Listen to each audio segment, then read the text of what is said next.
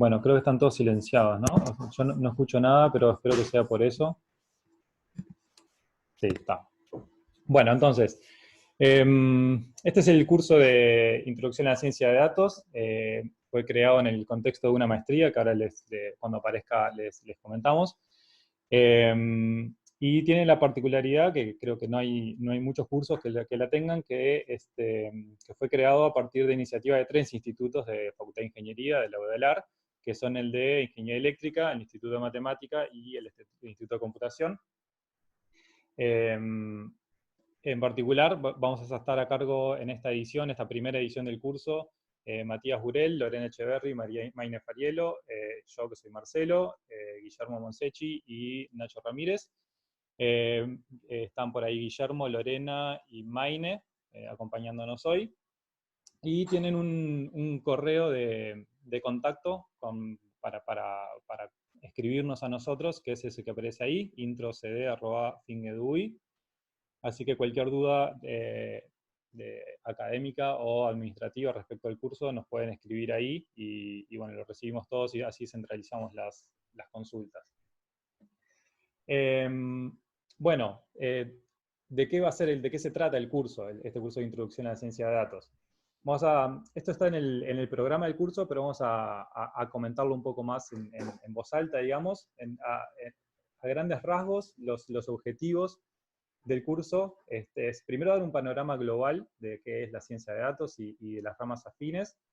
Una parte muy importante es que ya vimos ahora que vienen de los 17 participantes que estamos acá, venimos de muchos lados distintos, gente de computación y gente de eléctrica, gente de ciencias económicas, gente haciendo maestrías, haciendo doctorados en ciencias cognitivas, gente de matemática.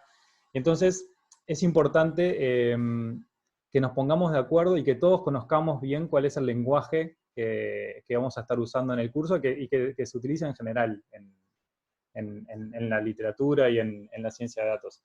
Entonces eso va a ser una parte interesante, ponernos de acuerdo o bueno, ver cómo los distintos colectivos le llaman distinto a la misma cosa y ponernos de acuerdo en eso. Esa es la parte de manejo del lenguaje y terminología general del área.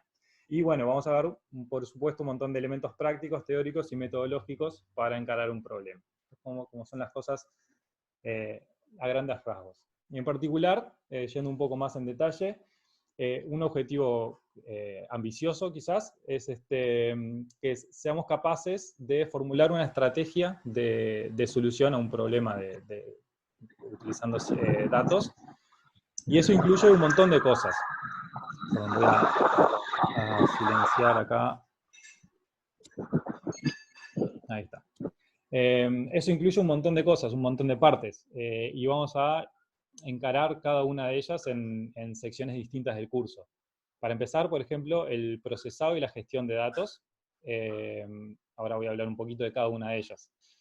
Cómo se formula el problema, qué es lo que queremos de los datos, qué es lo que podemos decir de los datos, qué es lo que son capaces de decirnos los modelos. Explorar los datos, es súper importante, el modelado del problema, el modelado de las cosas que estamos haciendo, la implementación, por supuesto, y cosas que muchas veces también se dejan de lado, como muchas veces nos olvidamos del procesado y la gestión de los datos, también muchas veces nos olvidamos de la evaluación y del análisis crítico de los resultados. Vamos a hacer énfasis en todas estas cosas. Por otro lado, o yendo un poco más en detalle en alguna de ellas, alguna de las cosas que hablábamos recién, identificar problemas en los datos, que pueden ser datos faltantes, anomalías, redundancia en los datos. Ahora vamos un poco más en eso también. Comprender conceptos básicos de aprendizaje supervisado y no supervisado. Todas estas cosas voy a ir un poquito más en detalle en un ratito, y después sí vamos a explorar más de cada una de ellas a lo largo del curso. Y entonces acá aparecen conceptos como sobreajuste, que capaz que muchos escucharon hablar, el poder de generalización, que están relacionadas, buenas prácticas para separar los datos en entrenamiento, validación y test, y la importancia de las características como algo importante en sí mismo. Y bueno, y algo que también es súper importante, está teniendo más relevancia en los últimos quizás 2 o 3 años, que es identificar problemas éticos de estas metodologías, que, bueno, incluyen, por ejemplo, implicancias de privacidad, de sesgo y toma de decisiones automáticas, entre otras cosas, entre otras muchas cosas. Probablemente hayan visto algunos artículos en la prensa. Bueno, sobre privacidad hay muy poca cosa para agregar, creo que todo el mundo sabe cuáles son los problemas que aparecen ahí. Pero, bueno, en toma de decisiones automáticas también hay un montón cuando este tipo de metodologías se empiezan a usar para los autos que se manejan solos, los resultados de búsqueda, el sesgo en la muestra de resultados, bueno, un montón de cosas que también vamos a encarar. Sobre el curso, un poco más yendo a la parte de la evaluación, todavía estamos por definir algunos detalles, pero las ideas son que, primero que trabajen ustedes con datos, que va a haber algún tipo de evaluación entre pares, y también va a haber un informe final de ese trabajo que hagan ustedes con datos y una presentación, que es así, la vamos a evaluar los docentes. Eso va a ser más o menos la mitad del puntaje del curso. Y vamos a tener también una prueba escrita individual en principio. Vamos a ver cómo evoluciona todo. Estas eran las ideas que teníamos originalmente. Vamos a ver cómo nos adaptamos. Que es la otra mitad del puntaje. En el camino, porque ustedes van a tener que trabajar con datos y van a tener que picar, digamos, van a tener que hincarle el diente a los datos y a las herramientas. Entonces, vamos a intentar que aprendan algunas herramientas que son muy útiles y que les van a servir seguro para proyectos de ciencia de datos en general y para un montón de otras cosas. En particular, al revés, ¿no? Que bueno, son herramientas como los notebooks, van a programar en notebooks, van a usar GitHub, los que ya lo saben, capaz que profundizan un poco en el uso de herramientas de Python como NumPy o Pandas, o para graficar resultados. Acá Guille tiene algunas herramientas, algunos materiales preparados que les vamos a brindar, pero la idea es que sean un poco más... es que sean un poco más autodidactas ustedes con las herramientas que le damos a ustedes y eventualmente con alguna sesión que podamos organizar, pero básicamente les vamos a dar material y la idea es que ustedes empiecen a aprender un poco de estas herramientas. Bueno, ¿qué es la ciencia de datos? Es como este diagrama lo pone como la intersección de tres cosas, de matemática y estadística por un lado, de computer science por otro lado, y de, bueno, el conocimiento... Marcelo, hola. Sí, Perdón por la sí. interrupción. Yo he levantado la mano por la Ah, diapositiva anterior. sí, perdón, no te vi. No, tranqui, estamos todos ahí con la herramienta. Sí. Una consulta, ¿se sabe cuántas entregas van a hacer ya? En principio, perdón que ya voy hacia acá. En principio la idea es que trabajen en las distintas secciones del curso. Vamos a ver, por ejemplo, la sección que viene ahora a continuación de esta clase introductoria, es sobre gestión de datos. Y bueno, la idea es que tengan que hacer, que tengan que trabajar un poquito con eso. No necesariamente van a tener que hacer una entrega que va a ser evaluada, que va a ser parte, digamos, del trabajo final de los datos. Esas cosas todavía estamos un poco definiendo. Pero la idea es que tengan como un trabajo quizás un poco más grande, entre comillas, además de los trabajitos pequeños de cada sección, que ese es el que la idea es que sea el que está acá como el 50% del puntaje, que puede incluir cosas de cada una de las áreas específicas, digamos, de gestión y etcétera. ¿Está bien? Si preguntan Perfecto.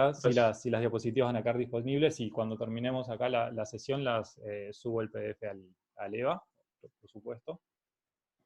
Lore, Guille, Maine, si tienen algo para comentar, obviamente están súper invitados.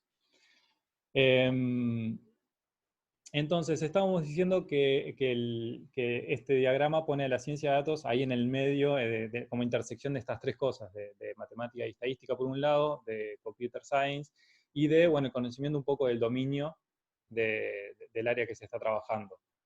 ahí en las intersecciones a pares, ven por ejemplo que aparece, que pone este diagrama del Machine Learning como en la intersección de matemática y estadística y Computer Science, o bueno, hay otras intersecciones ahí. Hay algunos chistes que aparecen por ahí que son por lo menos interesantes.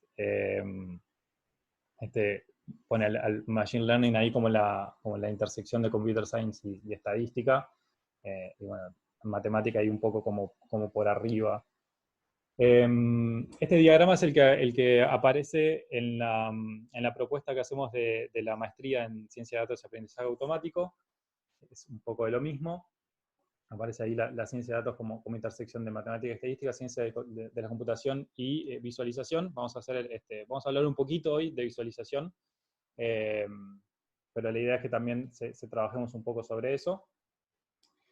Y acá una cita que también está que sale de esta propuesta de la maestría, que les comento simplemente como información de costado, que esta maestría ya fue aprobada por todos los ámbitos de Facultad de Ingeniería, por el claustro y por el Consejo, y que está en vías de aprobación por el Consejo Directivo Central, y bueno, con eso ya queda aprobada para formalmente, digamos, toda la maestría, pero ya está prácticamente en el último paso.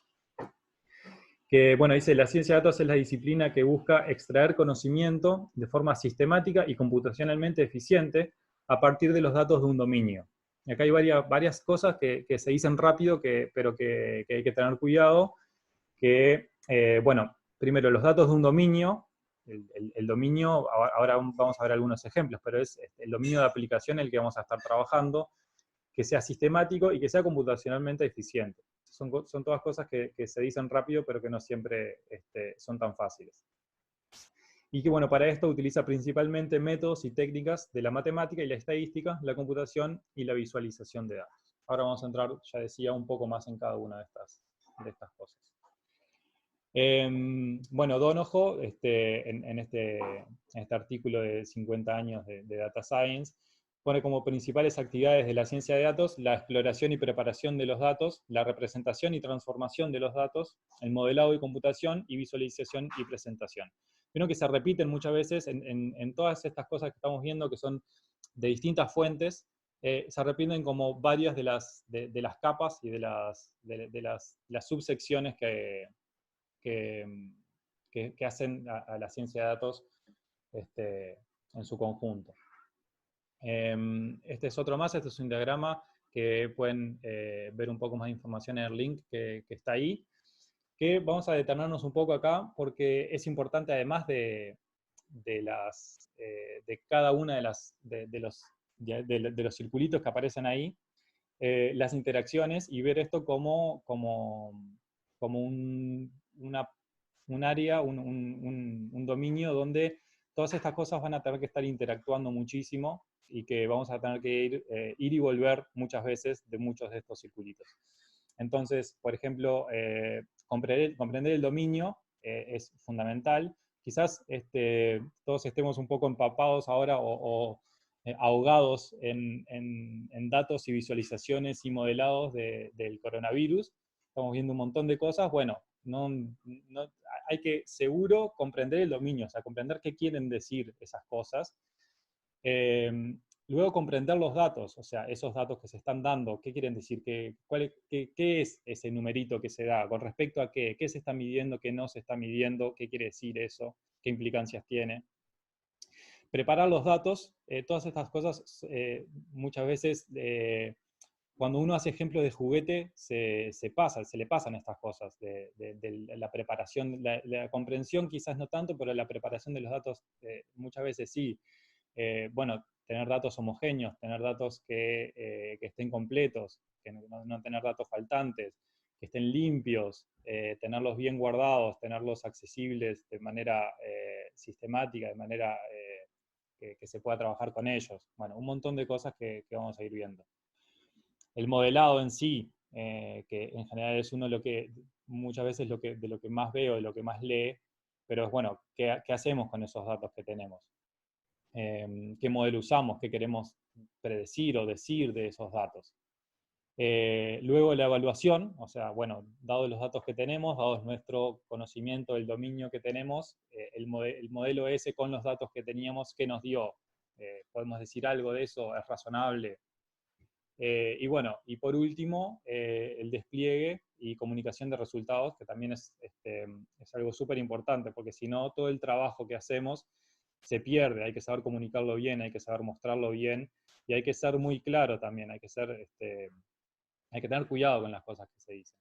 Y todas las flechas que están ahí son porque, bueno, cuando uno va mirando los datos, por ejemplo, la interrelación entre el comprender el dominio y comprender los datos, necesariamente uno tiene que comprender el dominio, saber un poco de qué está hablando para comprender los datos, pero también cuando uno va mirando los datos va entendiendo un poco más del dominio. Cuando uno comprende los datos también puede tener mejores formas y saber qué cuidados hay que tener para preparar los datos. ¿Qué quieren decir algunas cosas? Un dato faltante que bueno, si sabemos de dónde salen los datos y qué quieren decir, podemos tener diferentes inputs sobre qué hacer, sobre cómo preparar los datos, que a su vez van a estar alimentando el modelo. Y una vez que tenemos el modelado, capaz que podemos volver porque nos damos cuenta de algo de la preparación de los datos que no nos habíamos dado cuenta, que nos faltaban algunos datos, que no estaban en el formato que necesitábamos, que lo necesitamos agrupar de alguna otra manera. Yo qué sé, pueden pasar un montón de cosas que nos damos cuenta en el momento del modelado, que estamos trabajando más bien con los modelos y con los datos, que nos hace falta de la preparación de los datos. Y bueno, una vez que tenemos la evaluación, también obviamente eso nos da más información sobre nuestra comprensión del dominio que tenemos, y eso da lugar a la comunicación de los resultados. Bueno, y por supuesto ahí en el centro de todo están los datos. Que bueno, ahora quizás hagamos algún comentario sobre los datos en sí.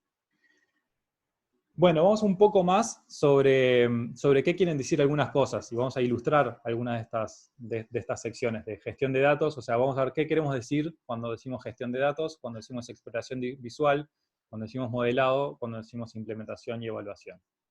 Entonces, empezando por la gestión de datos, esto es parte de en lo que se especializa Lorena, que es la que nos va a contar y nos va a enseñar a todos, a mí incluido, cómo se trabaja con esto. Pero por ahí encontré este artículo que les puse ahí la referencia ahí abajo, que dice que, bueno, lo leo porque capaz que queda muy chico ahí, que los datos son la base. Quizás haya que hacer la distinción del aprendizaje por refuerzos que se utiliza, por ejemplo, me imagino que todos habrán visto cómo el AlphaGo le ganó a los campeones del mundo. Bueno, no necesariamente siempre aparecen datos en todas las cosas que ven de aprendizaje automático, pero sí es muy común. Nosotros vamos a hacer mucho énfasis sobre los datos, aunque ya les digo, hay algunas herramientas que trabajan, que como que va generando los datos, pero bueno, es alguna distinción que vamos a hacer quizás un poco más adelante. Pero esto dice que como que los datos son la base de todo. Hay una pirámide ahí en el diagrama en el sitio que les puse ahí abajo, que les hacía el comentario porque la frase que dice acá es que sin data no hay machine learning. Bueno, con la salvedad esa que dice recién, dice como que no se puede extraer información, que no hay nada. Y que muchas veces esto lo pasamos por alto. Y sobre todo los que trabajamos en general con datos que ya están limpios o con datos de juguete. Y entonces tenemos que tener cuidado con la información que tenemos, que tiene que ser confiable, que tiene que ser informativa, y qué datos usamos, cómo los guardamos, dónde los guardamos y cómo accedemos a ellos va a influenciar mucho cuán efectivo van a ser nuestros modelos y nuestros análisis y cuánto de los datos podemos sacar. Entonces, ¿qué cosas pueden pasar? Bueno, los datos de verdad, puse ahí de verdad entre comillas como sinónimo de lo que se usa como real data en los artículos, ¿no? En general Uno muchas veces hace experimentos con datos sintéticos y después hace experimentos con datos de verdad. Y cuando trabajamos con datos de verdad pasan muchas cosas que no pasan con los datos sintéticos, como que tenemos datos faltantes, tenemos que tener cuidado con la calidad de los datos, con la limpieza y con la integración de los datos. Todas esas cosas son súper importantes también y muchas veces las pasamos por alto. En particular, podemos tener datos de naturaleza muy distinta, datos categóricos y datos numéricos. Ahí puse un par de ejemplos. Datos categóricos son, por ejemplo, si está soleado, nublado o si llueve, ¿no? Son como categorías, en este caso, del tiempo o de la temperatura, que bueno, la temperatura perfectamente podría ser un número, en este caso está como más discretizada en esas tres categorías. Pero bueno, este es un ejemplo sobre si el resultado, como resultado de las condiciones climáticas, si determinado sujeto va a jugar o no al tenis. Es decir, si va a jugar o no al tenis es el sí, no, que aparece en la columna de la derecha. Y bueno, y después en la tabla de la derecha muestro quizás los datos con los que uno está más acostumbrado, pero que no son los que abundan más, que son los datos numéricos. Por ejemplo, altura y peso de lo que sea. Los datos pueden tener naturaleza muy distinta también, además de ser categóricos o numéricos, de dónde vienen. O sea, pueden tener un dominio tradicional, pues ahí entre comillas, en el sentido de la geometría que hay atrás de los datos. Por ejemplo, en una señal de audio está claro que es la que aparece arriba a la derecha, que en una señal de audio tenemos un componente temporal, que está claro, y que, bueno, a medida que pasa el tiempo tenemos señales de muestras de esa señal de audio. En datos de imágenes, por abajo, por ejemplo, como la de abajo, también tenemos un componente bidimensional. Una imagen la podemos pensar como algo que vive en el plano, en R2. Y después tenemos cosas más del lado no tradicional o no euclidio, como datos en grafos, que ahí las nociones estas de geometría euclidia se nos van un poco, y bueno, hay que aprender a lidiar con ellos también. Y a lidiar con ellos quiere decir cómo guardarlos, cómo acceder a ellos, y también qué hacer con esos después, ¿no? Eso es otro problema también. Digamos, cómo procesar esos datos. Lo que quiero decir es que son un problema a considerar, tanto desde el punto de vista de la gestión de esos datos, como después en el modelo, cómo accedemos después en el modelo a trabajar con esas geometrías que no son las tradicionales. Bueno, una cosa súper importante es la exploración visual de datos, y pongo ahí en varias formas y etapas. En particular, los datos originales, las características, ahora vamos a hablar un poco de las características, y cómo visualizar los resultados. En eso que comentamos hace un rato de la importancia de cómo visualizar los resultados y de que sean informativos y de tener cuidado, bueno, la visualización juega un papel súper importante ahí. Entonces, la visualización y la exploración visual de datos juegan un rol importante, tanto para la comunicación de los resultados, como para el análisis y para entender, para cómo los datos nos van ayudando a entender el dominio, a entender el problema, y también entender qué cosas le podemos pedir a los datos y qué no, bueno, un montón de cosas. Entonces ahí juega también el cómo vemos los datos originales, cómo vemos las características que estamos extrayendo de esos datos, para ver si nos ayudan o no, para también detectar problemas en los datos. También para tener idea si tiene sentido lo que estamos haciendo. Voy a poner otro chiste de una página que quizás todos conozcan, que es XKCD, que dice que, bueno, ahí tenemos un montón de datos y una regresión lineal, que claramente cuando la miramos nos damos cuenta que no tiene sentido hacer una regresión lineal en esos datos. Ahí el chiste dice que no confía en la regresión lineal cuando es más difícil adivinar la dirección de la correlación del ploteo de los datos que encontrar una constelación, que es el chiste que está ahí a la derecha, ¿no? Decíamos que también es importante a la hora de comunicar los resultados. Fíjense que este tipo de comunicación de resultados en términos de los gráficos es súper potente. Acá tenemos cómo cambió el juego en la NBA. Esto también es producto de un montón de análisis que se están haciendo desde hace unos años, que cada equipo de la NBA tiene un tipo ahí, cada equipo tiene una persona dedicada a analizar los datos, un equipo de personas en realidad, y toman decisiones que cuando uno visualiza los resultados de esta manera, quedan clarísimas. Estos son el top 200, o sea, las 200 lugares de donde se tiran tiros en la NBA entre 2001 y 2002 y en los últimos 2 años, en la última temporada 2019 y 2020. Se dieron cuenta que si vas a tirar de 2 puntos, te conviene hacerlo de dentro del área, y si vas a tirar de lejos, bueno, te conviene aprovechar que estás tirando de lejos y ya tirás de 3 puntos. Eso que se hizo desde hace quizás una década, se está haciendo este tipo de análisis, dieron lugar a que cambia la manera de jugar de los equipos y cambia qué tiros se van a arriesgar, qué decisiones, en este caso, qué tiros de campo se van a arriesgar a tomar.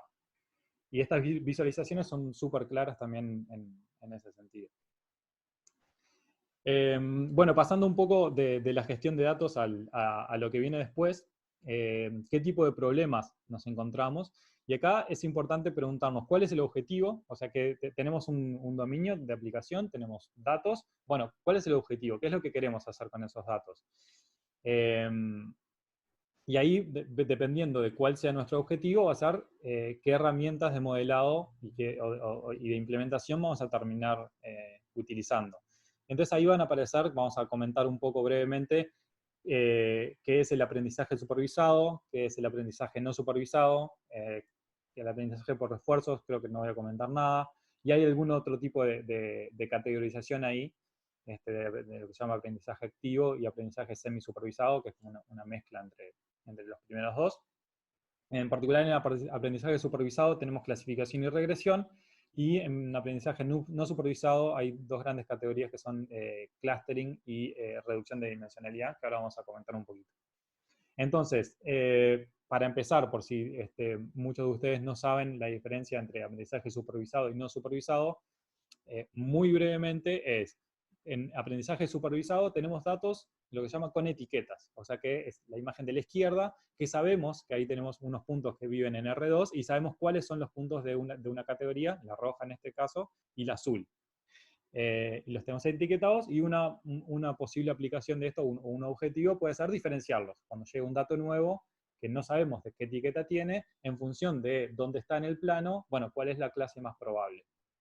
En el aprendizaje no supervisados tenemos datos que no tenemos etiquetas en ese sentido, y que muchas veces lo que queremos hacer es, por ejemplo, agruparlos de acuerdo a cierta característica de los datos. Eso es lo que se conoce como clustering, o que podemos hacer otras cosas. Ahora voy un poco más en eso. Pero básicamente la diferencia grande, así como en 5 segundos, de aprendizaje supervisado y no supervisado, es esa, la presencia o no de las etiquetas. Entonces, en aprendizaje supervisado decíamos que tenemos 2 grandes categorías al mismo tiempo. Una es clasificación, que es básicamente lo que decíamos recién. Dadas un par de categorías, que en este caso están con puntitos rellenos y puntos con el relleno blanco, bueno, aprender a distinguirlos para que cuando venga un dato nuevo, del cual no tenemos la etiqueta, saber predecir con cierta probabilidad de éxito a qué clase pertenece. Y para eso hay un montón de herramientas. Voy a nombrar así al paso muchas, como para que se queden con alguna idea de qué hace cada una simplemente. Una que se utiliza muchísimo, sobre todo por su poder de interpretación, es los árboles de decisión, que básicamente, ahí les puse 2 ejemplos, uno con datos numéricos y otro con datos categóricos. El de la derecha es el ejemplo del tenis. Si quieren después, cuando tengan cuando pongan las diapositivas, pueden volver hacia atrás, hacia la tabla, y mirar cómo este árbol captura la información que aparece ahí, cómo predice en función de las condiciones climáticas la decisión de ir o no a jugar al tenis. En el otro caso, en el caso de la izquierda, tenemos variables numéricas, y entonces, bueno, si la variable es menor que tanto, mayor que tanto, básicamente ahí uno lo que hace es ir partiendo el espacio de características en varios subconjuntos, rectángulos serían en este caso, donde dentro de cada rectángulo tomamos alguna decisión sobre alguna categoría. No quiero entrar mucho en detalle porque no es el objetivo, sino simplemente es contar cómo funcionan muy a vuelo de pájaro algunas cosas. Quizás uno de los más fáciles de comprender, además de los árboles, sea el de cada vecinos más cercanos, que básicamente en este caso tenemos dos categorías, la azul y la amarilla, y llega un dato nuevo, que es la estrella que está ahí, y miramos en nuestro espacio de características cuáles son los datos que yo tengo, de los datos que yo tengo, cuáles son los tres que están más cerca. Y en función de eso voy a decidir cuál es el que yo pienso que es, a qué categoría pienso que pertenece el dato nuevo, la estrella. En este caso, como los tres vecinos más cercanos, hay uno que es azul y dos que son amarillos, bueno, voy a predecir que ese dato es amarillo, por ejemplo. Bueno, acá tenemos un poco cómo eso parte el espacio de características en los distintos, en las distintas regiones que predicen cada una de las clases. El de la izquierda, por ejemplo, tienen una parte grande arriba a la izquierda donde se predice que si las características de un nuevo dato caen en esa región, vamos a predecir que es un dato de la categoría rojo, abajo al centro verde, a la derecha azul, etc. Y hay como también islitas ahí. Bueno, y en el de la derecha un poco de lo mismo. Pero ven que tiene unas regiones de decisión que son muy dependientes de los datos. Una cosa que quizás muchos escucharon hablar, no vamos a entrar en detalle, ya les digo, es SVM. Básicamente, cuando uno tiene datos que no son linealmente separables en el espacio en el que estamos trabajando, que es el ejemplo de las dos imágenes a la izquierda que están ahí. Primero, SVM busca una separación en un hiperplano, o en una recta, si quieren pensarlo en el plano, en R2, que maximice lo que está mostrado ahí en la imagen del centro, que como esa banda, que es como una banda de protección, digamos. Cuando los datos no son linealmente separables, que es el caso de esas dos imágenes que aparecen en las izquierdas, lo que se hace es mover los datos a un espacio de dimensión mayor donde sí sean linealmente separables. ¿Ah? Y eso es básicamente todo lo que voy a decir ahora de SVM.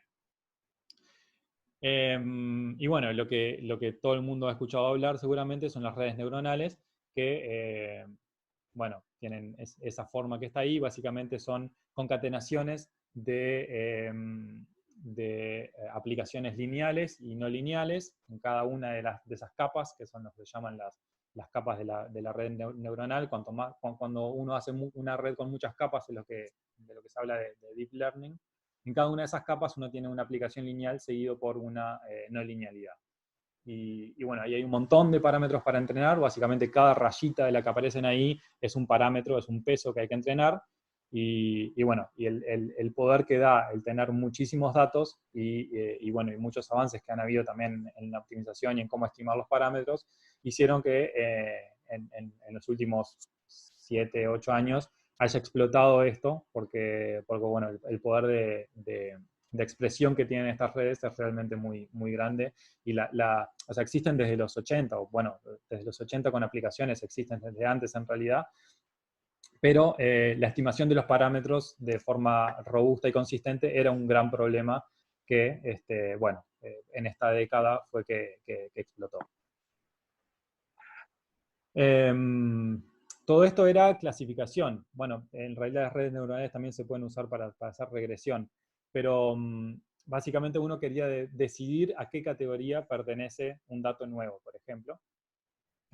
También podemos querer predecir un valor numérico a partir de un montón de datos que tenemos, poder predecir cierto valor numérico. No una categoría, sino efectivamente un valor numérico, y a eso se lo conoce como regresión. Ahí pusimos un ejemplo. Y después está bueno, acá hay un par de ejemplos más sobre cómo uno puede ajustar curvas a los datos que tiene. Básicamente lo que hacemos entonces es, tenemos un montón de datos, ajustamos alguna curva, que es la curva que vamos a usar para hacer la regresión después, y luego cuando aparece un nuevo dato, usamos esa curva de regresión que aprendimos para predecir el valor numérico que tiene como output ese nuevo valor de entrada.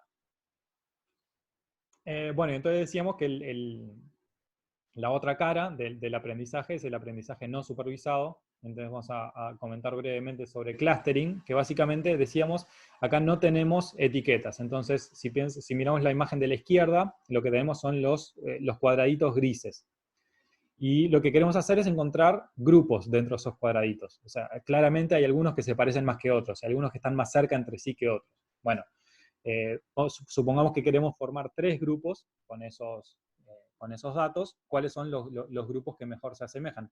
Y ahí hay un montón de decisiones también a tomar, de qué métodos vamos a usar, de qué medidas de distancia entre ellos o de similaridad vamos a usar, y entonces ahí se abren un montón de puertas sobre qué métodos y además de los métodos, de qué características y de qué métricas vamos a usar en cada uno de esos métodos.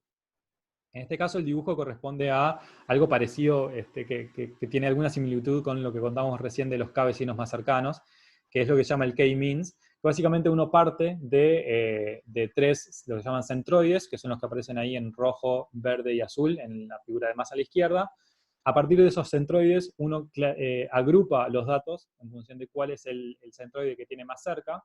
Entonces ahí pintamos uno de rojo, porque es el único que tiene al redondel rojo como centroide más cercano, un montón de verde y un montón de azul. Luego que tenemos esa primera agrupación de los datos, vamos recalculando los centroides. Vieron que ahí se mueven los redondeles rojos, azules y verdes, porque recalculamos el centroide, y una vez que tenemos el centroide nuevo calculado, el baricentro de ese grupo, volvemos a hacer la asignación de los datos originales con los nuevos centroides, y eso se itera hasta que tenemos la asignación final. Ahí, obviamente, eso depende de cuál sea la inicialización, y bueno, hay un montón de cosas a tener en cuenta también ahí. Pero bueno, les quería comentar un ejemplo de clustering. Otro ejemplo de aprendizaje no supervisado, que vamos a ver un par ahora, también esta es la única diapositiva que vamos a comentar sobre PCA, que es o PCA, análisis de componentes principales, que básicamente uno separa o define un nuevo set de coordenadas, digamos, un nuevo sistema de coordenadas, que captura un poco la variabilidad de los datos de una manera un poco más inteligente que los datos canónicos, que uno espera que se comporten mejor los datos en ese nuevo sistema de coordenadas. En este caso ahí tienen unos datos que están distribuidos y ven que tienen como una dirección, que es la que está marcada en roja, que es la dirección en la cual los datos tienen menor variabilidad, en los cuales los datos tienen mayor variabilidad, o sea, pueden ir del extremo izquierdo hasta el extremo derecho de esa línea roja, y ahí uno captura una gran variabilidad de los datos, y después, bueno, uno va complementando con otras direcciones ortogonales. Pero esto es básicamente como, bueno, y después uno se puede quedar, cuando uno tiene datos en muy alta dimensión, uno se queda con algunas de esas componentes, con las que capturan la mayor cantidad de información, para poder visualizar, por ejemplo. Porque uno, si tiene un conjunto de datos que viven en R a la 128, por ejemplo, por supuesto que eso no lo podemos visualizar en un gráfico. Pero sí podemos hacer análisis de componentes principales, nos quedamos con las 3 componentes más que capturan la mayor varianza de los datos, y graficar eso en R3, por ejemplo, que eso sí lo podemos visualizar. Otra herramienta para visualizar es esto que se llama TSNE. Acá vamos a mostrarles cómo se visualizan ese conjunto de datos, que también es súper famoso, el conjunto de datos de los dígitos del sistema de correos de Estados Unidos. Entonces, lo que mostramos acá es cómo bueno, primero, cada uno de esos cuadraditos es un dato, y es una imagen de, no me acuerdo si 8×8, 16×16, no recuerdo, pero no importa, pero es un dato en dimensión alta, porque es una imagen que tiene, cada píxel tiene un valor, que es un valor de gris en este caso. Entonces eso es un vector, o un cuadrado que lo transformamos en un vector que vive en R a la, lo que sea, 128. Entonces eso, para poder mirar cómo quedan, cómo se distribuyen cada uno de esos puntos en una visualización, para que la podamos ver todas juntos, tenemos que hacer reducción de dimensionalidad y verlo, como decíamos recién, podemos hacer PCA y quedarnos con los 2 o 3 componentes principales, pero lo que vamos a mostrarles acá es otro método que se usa mucho, que es el TSNE, y ahí les mostramos cómo quedan los distintos grupos. En principio, como es no supervisado, no sabemos, o sea, estoy mirando, estoy haciendo referencia a que hay dos imágenes ahí, una que está donde todos los puntitos son negros o grises, y otra donde están coloreados. El coloreados es sabiendo cuáles son las clases a las que pertenece cada punto. O sea, cada punto acá corresponde a un número, uno, no a un dígito, sino a una instancia. Entonces hay muchos unos, hay muchos dos. Aprendemos la representación sin saber que tal dato es un 1, que tal dato es un 2, etc. Y nos da lo que aparece ahí en grises. Y bueno, y pueden ver que en la imagen de abajo a la derecha, pueden ver que eso se corresponde bastante bien con la clasificación que teníamos previamente de los dígitos. O sea, todos los unos quedan muy cerca entre sí, todos los dos quedan muy cerca entre sí, hay algunos grupos que se solapan, eso porque, por ejemplo, el 7 se parece al 1, o el 8 se parece al 3, etc. Pero el aprendizaje, o sea, la definición de cuál es lo que el embedding, digamos,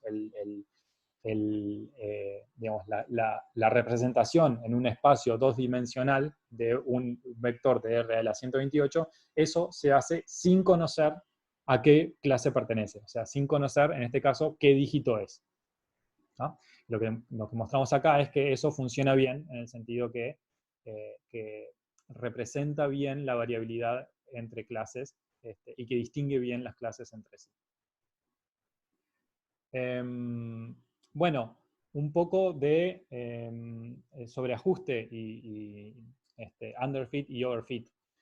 ¿Qué es el sobreajuste? Entonces, bueno, hay un ejemplo muy de juguete, digamos. Tenemos esa secuencia de datos. Entonces uno puede jugar con la complejidad del modelo. Entonces uno dice, bueno, voy a aproximar estos datos por una recta. Entonces, ¿cuál es la recta que mejor aproxima estos datos? Y es la figura de la izquierda. Bueno, sí, es la recta que mejor aproxima, pero no se ajusta demasiado a los datos. Bueno, vamos a un nivel de complejidad mayor, entonces. Vamos a ajustarlo con una parábola. O sea, tenemos un parámetro más a ajustar. O sea, la cantidad de parámetros muchas veces está relacionada con la complejidad del modelo. Entonces, tenemos un parámetro más, tenemos un modelo más complejo que nos permite ajustar un poco mejor a los datos, y esa es la figura del medio. Si uno no está conforme con eso, porque quizás uno no está visualizando los datos y está midiendo el error, por ejemplo. Uno mide ahí el error cuadrático medio y dice, un error de, no sé, 0,1, un error de 1,1, un error de 5, no sé qué quiere decir eso. Capaz que puedo hacerlo un poco mejor, capaz que si pongo un modelo más complejo, puedo capturar mejor la esencia de los datos. Bueno, vayamos a un modelo de complejidad que tenga 17 parámetros. Y entonces ahí tenemos un error 0, porque nuestro modelo se ajusta perfectamente a los datos, que es el modelo de la derecha. No es 17, no sé cuántos puntos hay ahí, pero con un polinomio de grado que es 3, 6, 9, no sé, 12, 15, podemos ajustar a que nuestra curva, que es la que estamos ajustando ahí, pase perfectamente por todos los datos. Claro, tenemos 3 modelos distintos con complejidades distintas, y ¿qué se imaginan que puede pasar acá? A ver si vamos a darle participación a alguien, así no es un monólogo esto. ¿Qué es el sobreajuste, qué es el underfit y qué es el overfit? ¿Con cuál de estos modelos nos querríamos quedar? Alguien que se desmutee ahí. Ahí va, escucho a alguien. Está bueno eso de que 50 minutos después dejamos participar a alguien. Y bueno, estamos improvisando.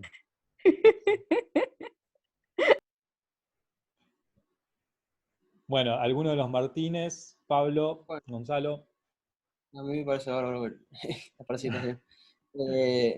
No, a mí me parece que la gráfica a la izquierda que tiene la recta está underfit. Ujú. La que está más a la derecha está como sobreajustado. Y la del medio capaz que es el modelo más laxo, digamos, no sé. Bien, y que se ajusta un poco mejor a la naturaleza de los datos.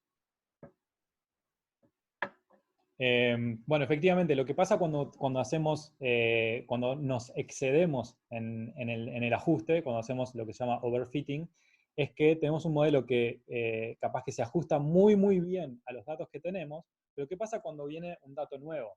Seguramente un dato nuevo que siga la distribución de los datos que tenemos no caiga exactamente en la curva de la derecha, no caiga exactamente en esa curva de forma rara, pero sí quizás esté más o menos cerca de la curva del medio. Claramente en la figura de la izquierda estamos desaprovechando un modelo, desaprovechando, digamos, el poder de expresión de un modelo tomando un solo parámetro, porque eso no nos está prediciendo bien qué es lo que va a pasar qué es lo que está pasando con los datos. Y el del medio es un compromiso. ¿Cómo encontrar este compromiso? Es algo que vamos a ver que se hace, que hay que tener mucho cuidado desde el punto de vista metodológico. Entonces, acá tiene, a ver si que lo tengo acá, ¿cómo podemos usar los datos para estar seguros que estamos en una situación más parecida a la del medio y más lejos de las puntas? ¿Saben? No queremos tener underfit, no queremos tener overfitting tampoco, porque cuando viene un dato nuevo, queremos que nuestro modelo se ajuste lo más posible a la naturaleza de la distribución de esos datos. Entonces, igual Una ya... consulta. Sí, dale. Teniendo en cuenta el gráfico de la izquierda, ¿no? El Sí. que tiene la recta. En realidad, si partís el gráfico a la mitad, tenés dos rectas, digamos, que ajustan mucho mejor. Sí. Es factible, digamos, tomar, digamos, un límite, no sé, suponete que el mínimo ahí de ese gráfico es en 0, y bueno, de Sí. menos 5 a 0 analizo con un modelo, de 0 a positivo, qué sé yo, otro modelo. ¿Se puede hacer eso? Sí, totalmente. Y de hecho, lo que estamos haciendo ahí, estamos haciendo un poco de todas las cosas, bueno, no todas, pero de varias de las cosas que estuvimos conversando. En particular, estamos usando la exploración visual de los datos para decidir cuáles son los modelos que vamos a usar. Y vos decís, bueno, esto se parece a o quizás lo podría ajustar como una función lineal a trozos, o sea que tenemos dos partes del dominio en las cuales ajustamos cada uno con una recta distinta. Y sí, totalmente. Y eso es un modelo que tiene un poco más de complejidad que el de la izquierda, donde tenemos un solo parámetro, una sola recta, y captura un poco mejor la esencia de los datos. Sí, totalmente. Aprovechamos para hacer algún otro comentario por ahí. Tengo ¿Sí? una duda con lo que Dale. dijo Martín. Pero, y ahí estaríamos mezclando aprendizaje supervisado y no supervisado, porque estaríamos separando los datos en dos grupos. Podemos hacer eso, porque ¿por qué vamos a hacer dos rectas si tenemos solo un grupo? Bien, en general, eso es buena pregunta. Depende mucho de qué es lo que queramos, de cómo definamos nuestro modelo. Nuestro modelo, por ejemplo, puede ser un modelo de lineal a trozos. Yo puedo decidir que voy a intentar ajustar mis datos con un modelo lineal a trozos. Entonces ahí lo que pasa es que el dónde hago la división de los datos, a ver si puedo escribir acá, el dónde hago la división de los datos, que Martín dijo, me parece que es más o menos en el medio, ¿sí? A ver. Martín dijo, me parece que más o menos en el medio, acá, ¿no? A ver si, ahí está. Lo que dijo Martín es básicamente esto, ¿no? Separo en el medio y hago una aproximación lineal a trozos en cada uno de esas regiones. Lo que puede pasar es que ahora veamos cuántos parámetros tiene este modelo ahora. Entonces, tenemos un parámetro que es, primero, y esto es importante y es la referencia que hace la pregunta de Virginia, que es este de acá. ¿Dónde voy a separar? Bueno, eso capaz que lo tengo que aprender, capaz que es parte de mi modelo. ¿Sí? Entonces yo aprendo eso como uno de los parámetros, y después que tengo separado, aprendo cuál es la pendiente de cada una de estas rectas que voy a separar. Entonces, esto es... lo podemos pensar en términos de, si quieren, de ajustar una curva a un conjunto de datos que en este caso no tiene categorías, o sea, sería aprendizaje, bueno, depende de qué es lo que quieren hacer. Si quieren hacer regresión, esto es aprendizaje supervisado. Tenemos datos donde tenemos, o sea, si lo que está acá abajo, digamos, en este eje, son las características que tienen los datos, y en este eje es lo que queremos predecir, ¿sí? Por ejemplo, no sé, si acá tenemos, no me acuerdo cuál era el ejemplo que teníamos, pero yo qué sé, acá tenemos el porcentaje de humedad del día, y acá tenemos, no sé, alguna otra cosa que queramos predecir con ese ejemplo, yo qué sé, la productividad de la Tierra. Bueno, entonces en ese caso estaríamos haciendo aprendizaje supervisado, porque tenemos unos datos, que son los azules, que tenemos etiquetados en ese sentido, que tenemos muchos pares de muchos datos, donde cada dato es un par, que tiene un valor de la característica, la humedad, por ejemplo, y un valor de la de la salida, digamos, que es, no sé, lo que queramos predecir.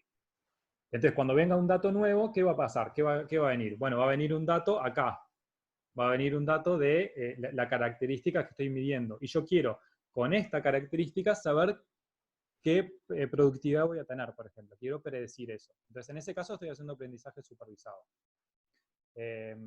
Puedo estar haciendo aprendizaje no supervisado en este mismo, con estos mismos dibujos, cuando tenemos acá y acá, o sea, en las abscisas y en las ordenadas, características que mido.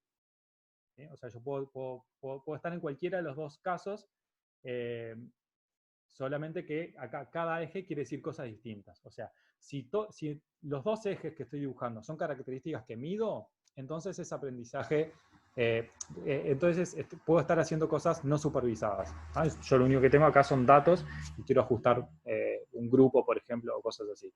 Si tengo en el eje vertical, si tengo lo que yo quiero que el modelo me prediga, entonces, y tengo sí datos etiquetados, entonces ahí estoy haciendo aprendizaje supervisado. Depende de cuál es la naturaleza de los datos y de qué es lo que estoy graficando. Pero sí.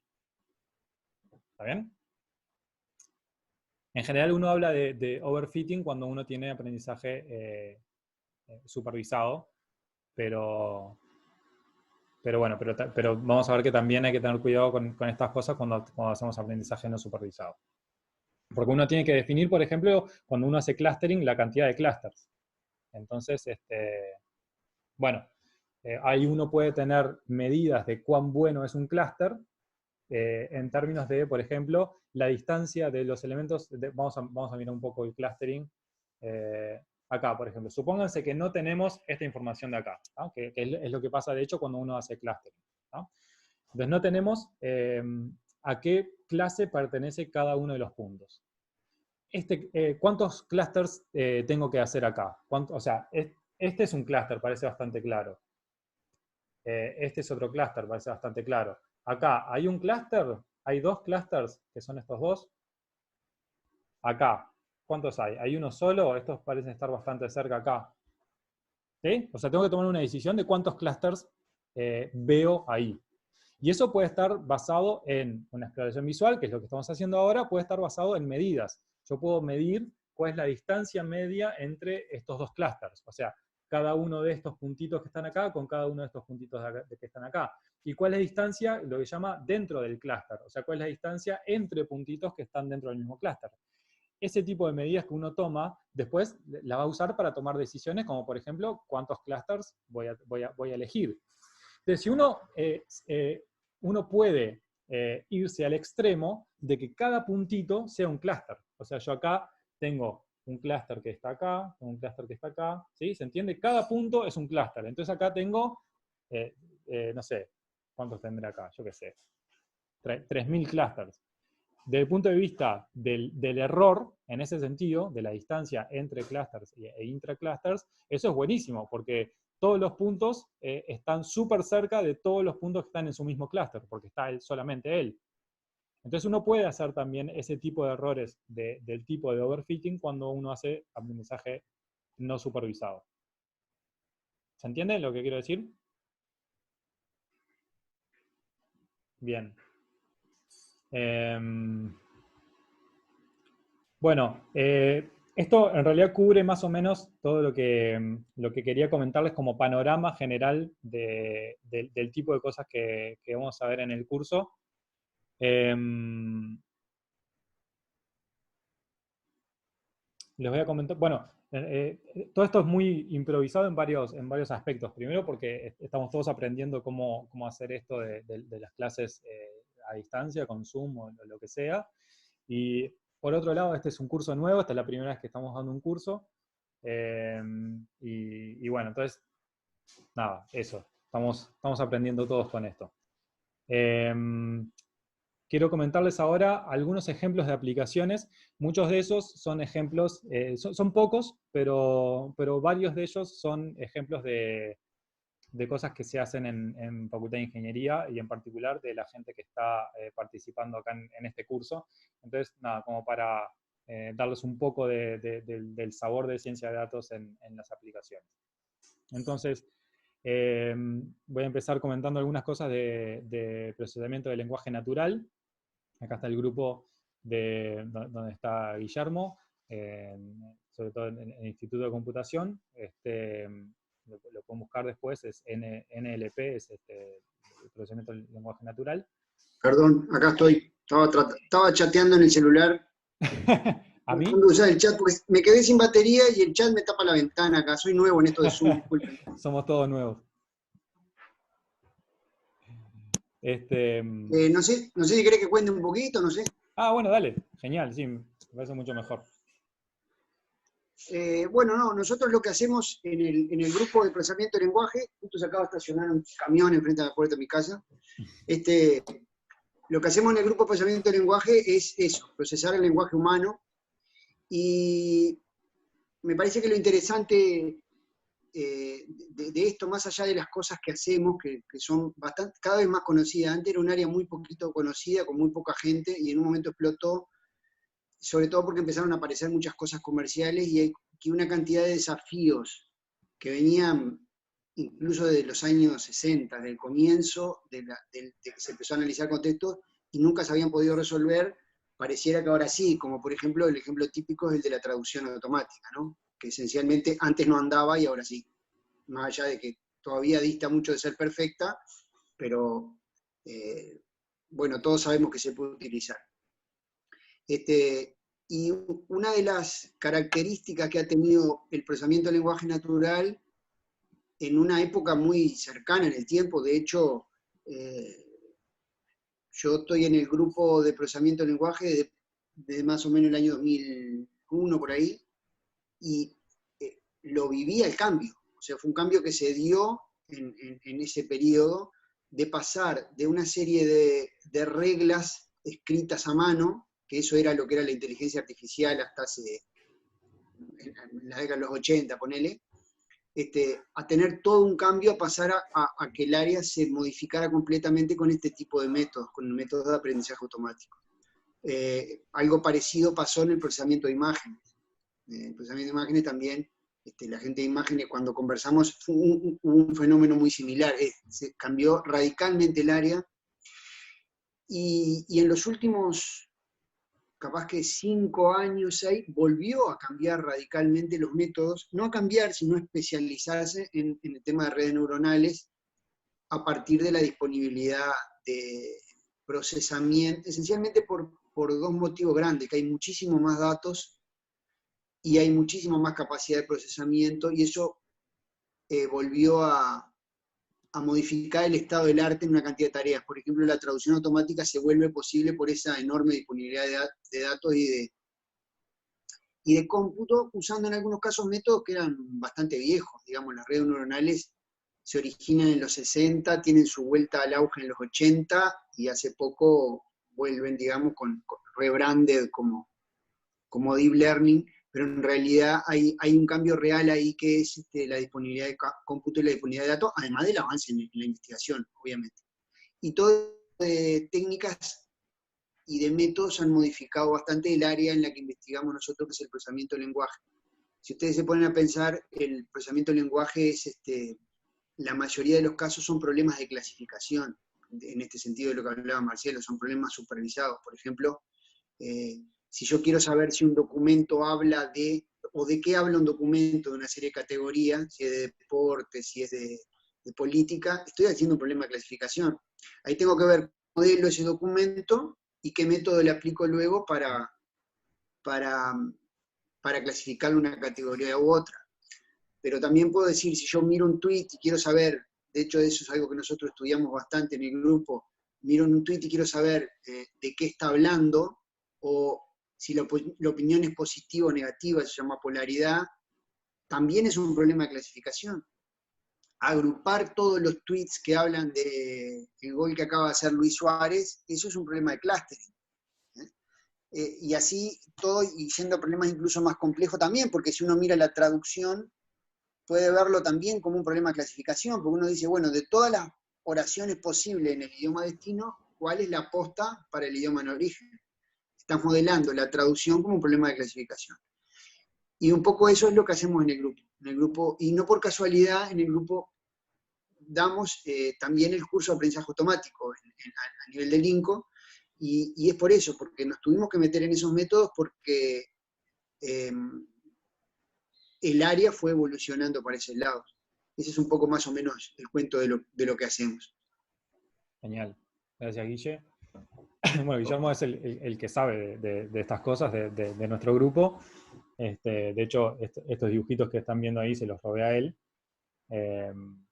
Ahí hay un ejemplo de embeddings de palabras, parecido a lo que estábamos haciendo con las imágenes, pero esta vez con palabras. Y bueno, creo que pueden haber visto muchos de ustedes generación de textos de manera automática. De hecho, hay algunos ejemplos interesantes sobre papers que se escriben automáticamente y se submiten a revisión en alguna conferencia con resultados jocosos por lo menos. Y esto es lo que hablaba recién Guillermo de clasificación por ejemplo, de cosas, de sentimientos positivos o negativos. Bueno, hay otro grupo grande que trabaja con procesamiento de señales, de imágenes y de video. De hecho, una cosa que me olvidé de comentar es que la maestría esta de las que lo comenté al principio, y este curso en particular, lo armamos entre varios, y en particular algunos de los que no están participando en esta edición del curso, bueno, Diego del INCO, Mauricio, Nacho y Fefo de Electro, y Paola de Matemática. Y este ejemplo es de Mauricio, este es un ejemplo de aplicación de Deep Learning de video, en donde, bueno, se imaginan qué es lo que es. Uno tiene un video que por el movimiento de la cámara o por lo que sea, tiene partes borrosas, y lo que quiere hacer es hacer el Deep Learning de eso. Entonces, unos resultados muy lindos que tenía Mauricio en ese sentido.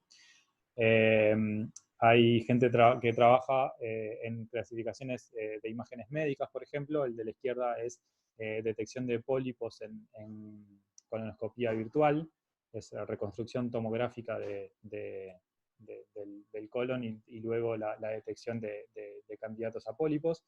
El de la derecha son reconstrucciones de elementos muy, muy chicos con microscopía, ¿cómo es? Crío no sé cuánto. Estas son las cosas que ha trabajado Fefo. Esas son cosas muy chiquitas del orden de los Armstrong. Hay muchísimas aplicaciones más de imágenes. Hay otro grupo que trabaja en procesamiento de señales de audio, donde también hay técnicas muy parecidas. Esto que estoy mostrando acá creo que es son clasificaciones de patrones en el candombe. Es unos trabajos súper interesantes, donde también en todas estas cosas se ve la necesidad de todas las cosas que conversamos a lo largo de esta hora que tuvimos hasta ahora. El entendimiento del dominio del problema, o sea, claramente acá uno tiene que entender lo que dice ahí, clave, chico, piano, cuál es el toque característico de cada barrio, de cada comparsa, qué es lo que queremos clasificar, bueno, un montón de cosas, qué hacer con los datos después. Es un trabajo que pasa por todos estos trabajos que estamos mostrando acá, son trabajos que pasan por todos esos circulitos que mostramos en el diagrama del principio. Maine, que está por ahí, trabaja con datos genómicos. No sé si Maine, si querés comentar en 2 minutos qué haces. Encontraste alguno de mis dibujitos. Si no tenía la presentación que les voy a mostrar otros dibujitos más, pero es un quilombo. Nada, eso. A Martín capaz le suena un poco más estas cosas. Yo trabajo en procesamiento de datos genómicos, que su particularidad un poco es que tenemos muchísimas variables por individuo, porque típicamente nos basamos en información de ADN. Entonces, lo que ven ahí abajo a la derecha es un scan de selección, que es que tratamos de encontrar en qué regiones del genoma, o sea, en qué cromosomas y adentro de los cromosomas, cuáles son los genes que estuvieron bajo una presión selectiva, tipo Darwin, o sea, selección natural. En este caso eran ovejas, así que en realidad es selección artificial, y tratar de encontrar regiones que se comporten de una manera muy diferente a la manera que se comporta todo el genoma, que es como fue evolucionando más veces. Entonces ahí abajo a la derecha lo que ven son p-valores, y cuanto más chiquito es el p-valor es como que hay evidencia de selección. Y en el otro caso fue como una manera de resumir todos los datos, o sea, todas las huellas de selección que encontramos en diferentes análisis, porque fuimos analizando diferentes grupos, de cómo ponerlos todos bueno, toda la información en una misma cosa, que no sea una tabla aburrida.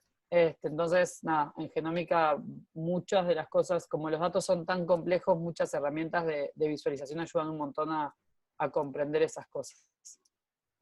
Nada. También hay un trabajo con FEFO de procesamiento de imágenes en ver también hay evolución de virus, y tratar de con imágenes ayudar a los biólogos a que entiendan un poco qué es lo que está pasando en lo que ellos están haciendo, y tratar de analizar los datos de una manera, como una mirada un poquito más rápida a veces.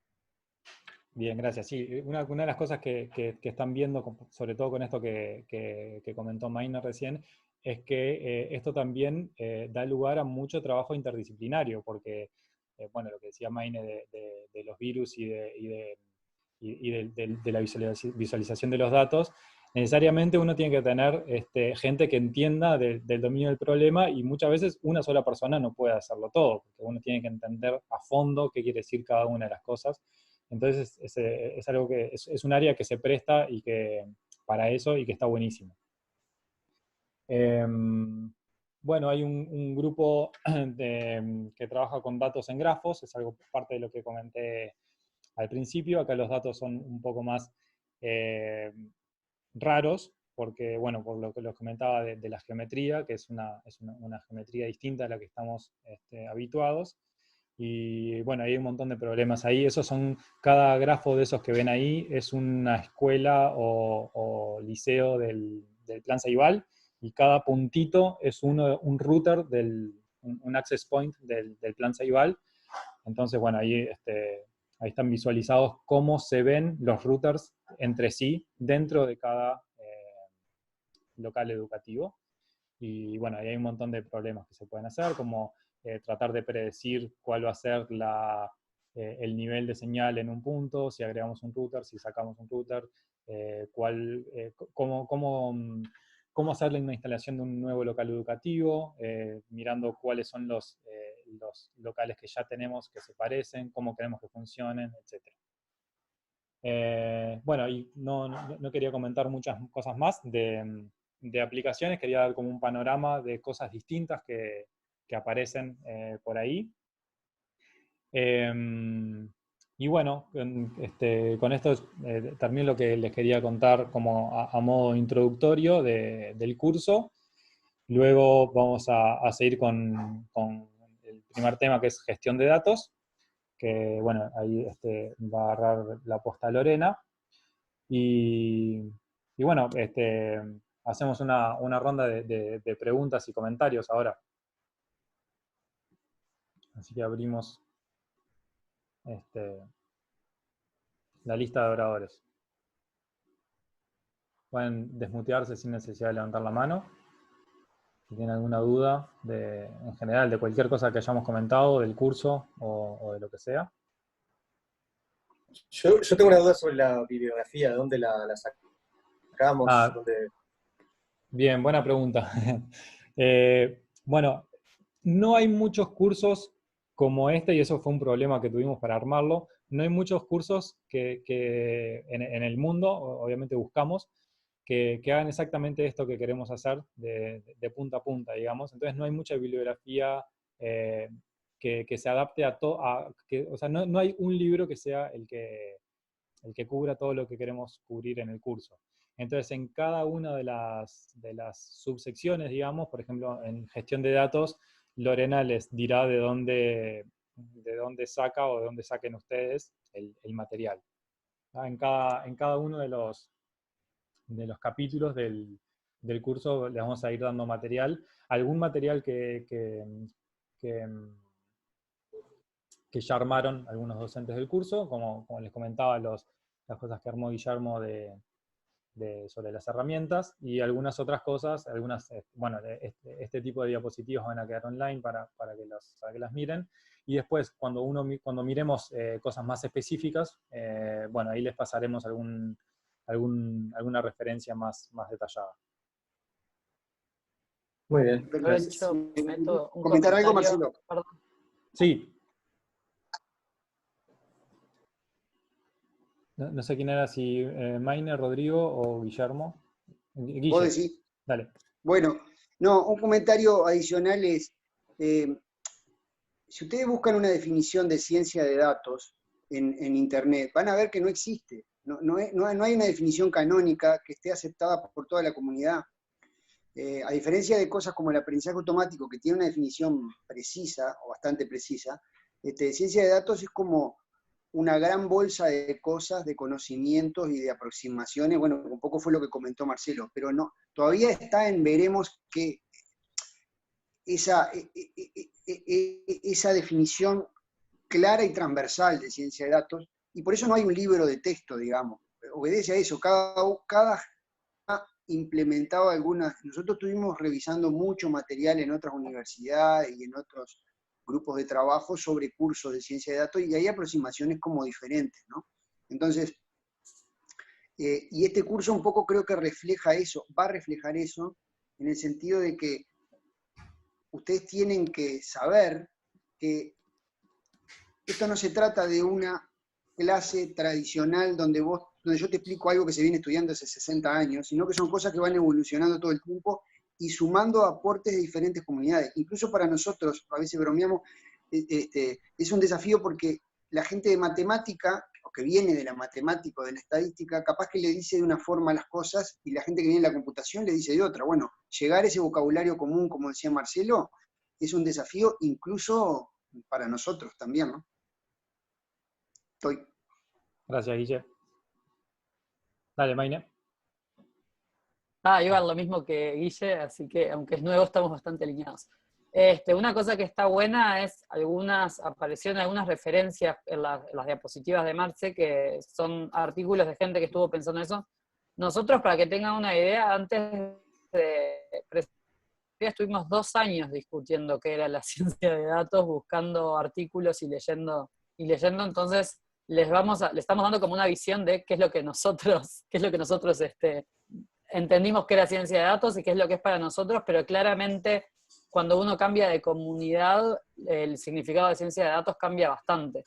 Y comunidad a veces es comunidad en torno a un lenguaje. Para la gente que trabaja en R y que viene tradicionalmente la estadística, la ciencia de datos tiene más cierto sentido. Para la gente que trabaja en más herramientas de aprendizaje automático, de repente eso tiene como otro sentido. Entonces, está bueno que más allá de la visión que nosotros les transmitamos, lean como algunas cosas para ver qué es lo que dice otra gente, y también hasta mismo se habla de ciertos niveles de la ciencia de datos. O sea, una cosa es el científico de datos que está como más cerca del consumidor o de la persona que hace el problema, pero después están otros que son los que hacen que esos procesos anden muy bien para datos muy grandes. Entonces, no entender ciencia de datos no quiere decir que una persona, un poco lo que decía Marce, de trabajar en interdisciplina, y es crear muchas herramientas y un buen lenguaje para entenderse con mucho. La idea de este curso es que vean como un poquitito de todo el proceso que para nosotros significa hacer ciencia de datos, y que también se vayan dando cuenta ustedes que son las cosas que más les gustan de la ciencia de datos. O sea, de repente uno quiere profundizar en aprendizaje automático, pero otro, o sea, o en cómo implementar modelos, pero a otro de repente le interesa centrarse en cómo adquirir los datos, cómo limpiarlos, que todo eso es súper importante porque datos malos hacen modelos malos. Otros le interesa más profundizar en cómo coger esos datos, cómo comunicar resultados, eso también es. Pero siempre para poder hacer todas esas cosas igual hay que tener bastante idea de cómo funciona todo el proceso. Entonces la idea de la maestría justamente es que tengan como una pata de un poco en cada cosa, y también que después profundicen ustedes. Por eso hay algunas cosas libres, pero no sé, Marce, capaz ibas a hablar de la maestría. No tenía pensado, pero puede ser. Lorena levantó la mano. Dale, Lore. Yo tengo que hacer un comentario bien breve porque en breve los voy a tener que dejar. Dale. Si escuchan gritos, es que los tengo que dejar porque se termina de despertar la niña. Nada, lo que les quería comentar es que buenísima la introducción de Marcelo.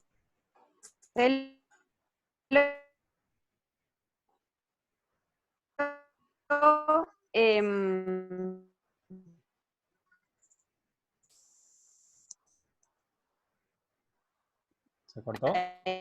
Está llorando, no la escuchan porque estoy con auriculares. Es la de la modalidad más razonada, que hablo solo y video no. ¿Hola? Hola, ahora sí, se estaba cortando. Apago el video.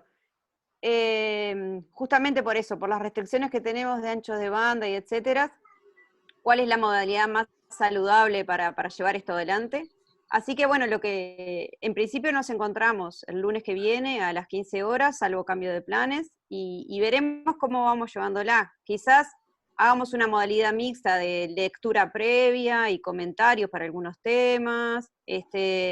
Adelantarles eso, o sea, que estén alertas al EVA. En principio nos encontramos el lunes, salvo que haya algún cambio de planes, pero en principio el lunes a las 15 arrancamos con gestión de datos. ¿Sí? Perfecto. Y bueno, eso. Estamos Gracias, en contacto. Chau, chau. Chao, Lore. Rodrigo, creo que quería decir algo, ¿puede ser? No, yo pregunté sobre la bibliografía más. Ah, está. Bien. Sí, le vamos a ir pasando. ¿Alguna otra pregunta? Pueden levantar la mano, pueden desmutearse.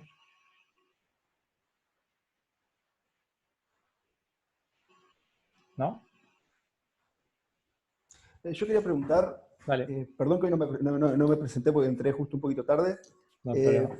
Capaz que ya algo dijeron, pero las clases en Zoom van a quedar grabadas o algo. Digo porque más que nada por el horario de las clases voy a tratar de hacerme espacios en el horario de trabajo para sumarme, pero no sé si en todas podré.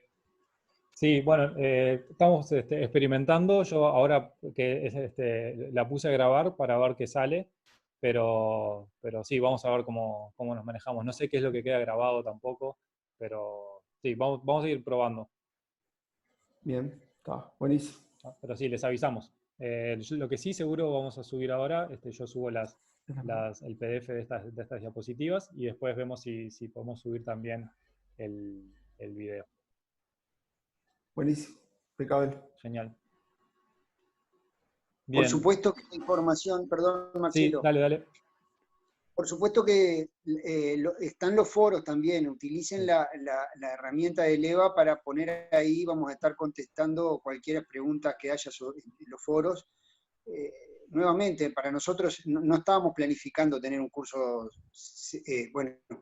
absolutamente no presencial, estamos aprendiendo sobre el camino, pero la idea es dar bastante interactividad, porque también era la idea del curso original, que hubiera mucho intercambio si fuera posible, ¿no? Sí, sería ideal, sí. Les habilitamos un foro ahí en el EVA, ahí van a ver que hay dos, uno de novedades, donde nosotros vamos a ir comunicando las próximas clases y que subimos material y ese tipo de cosas, y después hay un foro para que ustedes pregunten y contesten también dudas que tengan o dudas de otros compañeros. Yo tengo un par de preguntas. Dale. En cuanto a la... Ya comentaste algo de la evaluación y demás, que eso sí me quedó claro, pero ¿van a haber seminarios tipo de discusión de algún artículo, cosas así? Bueno, puede ser, como decía Guillermo, estamos ajustándonos a esta nueva modalidad y no tenemos bien claro cómo vamos a hacer exactamente todo, pero es una opción que podemos manejar. Otra cosa interesante también es que si uno tiene, si alguno de ustedes tiene alguna motivación particular por algún conjunto de datos, que, bueno, ver si puede hacer el trabajo final sobre esos datos. Eso es súper interesante también, capaz que también se pueden juntar en grupitos para leer, por ejemplo, un artículo y que distintas personas implementen distintas partes o cosas así. Todas esas cosas las podemos conversar. La idea es que de este curso saquen lo más que puedan para sus intereses personales, por supuesto. Así que si va en ese sentido, digamos, la lectura de artículos más motivados por aplicaciones que estén más cerca de cada uno, sí, sin duda que vamos a hacer lo posible para poder acercar las aplicaciones, todo lo que podamos, a lo que a ustedes les interese. Perfecto. Seguramente, todavía no lo terminamos de definir bien, pero seguramente el tipo de trabajo que haya que hacer para la aprobación del curso sea bastante abierto, en el sentido de, bueno, acá vos lo que aprendés es a agarrar un conjunto de datos o un problema, si querés, antes, y manejarte. Entonces, un poco lo que se va a pretender va a ser eso, ¿no? No va a ser una cosa de entregue este puntito concreto, sino tratar de mostrar que se puede enfrentar a un conjunto de datos, que es un poco el objetivo del curso, que vos te enfrentes a un conjunto de datos y sepas por lo menos para dónde agarrar. Después en la maestría podrás profundizar en cada uno de los temas prácticamente que vos tocás en el curso, pero que vos tengas esa idea general de cómo manejarte, ¿no? Es un poquito el objetivo general. Perfecto. Y ya que mencionaste lo de la maestría, ¿se sabe bueno, lo que sabemos es que estaba en el ámbito del CDC, que es el último nivel de aprobación que se necesita. Pero bueno, ahora con todo esto, supongo que el CDC también tiene otras prioridades. Sí. No sé cuándo entrará para votarse, pero o sea, la última información que tenemos es que llegó al CDC, creo que estaba aprobado por todas las secciones que tienen que estar aprobadas, y que falta ese último voto. Así que es cuestión de que entre en el orden del día y que lo vote el CDC, y con eso ya estaría pronto. Perfecto, gracias. Bueno. Hola. Bueno, ¿sí? hola. Hola. Sí, yo tengo justo una pregunta con esto de los datos y de aplicaciones, que me parece fabuloso poder transitar hacia ese lugar en este curso de un semestre, por analizar. Pero, por ejemplo, en este momento, hablo por mí en el estudiante, no sé cuántos datos son muchos datos, recién hice la pregunta en el chat, ¿entendés? Claro. Todavía, ¿con qué datos podremos? Yo, se me ocurren millones de preguntas, pero no sé cuántas podría ser, cuántas Bien. podría intentar resolver con estas técnicas de acá. Genial. Eso es algo que... Si preciso realmente... Dale, sí. No. Sí, es una buena pregunta, y es algo que también que me da la oportunidad de comentar, que esto es ciencia de datos. No necesariamente los conjuntos de datos tienen que ser de lo que se llama de Big Data, digamos. O sea, los datos pueden ser los que tengan, y si se da que tienen muchísimos datos, bueno, vamos a tener que aprender también a gestionar eso. Eso va a ser parte de lo que les va a comentar Lorena. Hay muchas cosas, muchas dificultades propias de manejar una cantidad grande de datos. desde el punto de vista de la limpieza, de la gestión, del almacenamiento y después del modelado también. Esas cosas las vamos ajustando mano a mano, digamos, caso a caso, porque también hay que ver cuál es el alcance del proyecto que vayan a hacer. No, tiene que ser algo, como decías recién, que tiene que ser manejable en un tiempo corto. Entonces, que el proyecto no sea comparable a una tesis de maestría, digamos. Tiene que ser algo acotado, que sea lo que decía Guillermo, enfrentarse a un conjunto de datos y bueno, y pasar por ese pipeline enredado que comentábamos al principio. Pero sobre los datos, bueno, lo iremos viendo, si son muchos, si son pocos, lo vamos ajustando. Lo más importante es que puedan trabajar con datos que sean de interés de ustedes y que puedan llegar a contestarse alguna pregunta de interés respecto a esos datos. Y si tener muchos datos o tener pocos datos es una limitante, bueno, lo veremos en cada caso.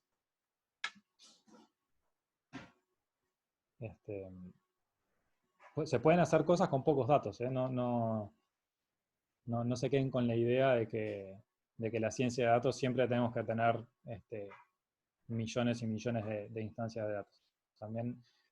También se hace ciencia de datos con pocos datos. Bueno, ¿cómo quedamos por ahí? ¿Alguna otra pregunta o comentario del curso o de lo que hablamos hoy? Bueno, entonces nos despedimos y nos vemos de vuelta el lunes, como para empezar con gestión de datos con Lorena. ¿Sí? Bárbaro. Bueno, gracias a todos por participar. Gracias. Chao. Hasta luego. Luego, gracias.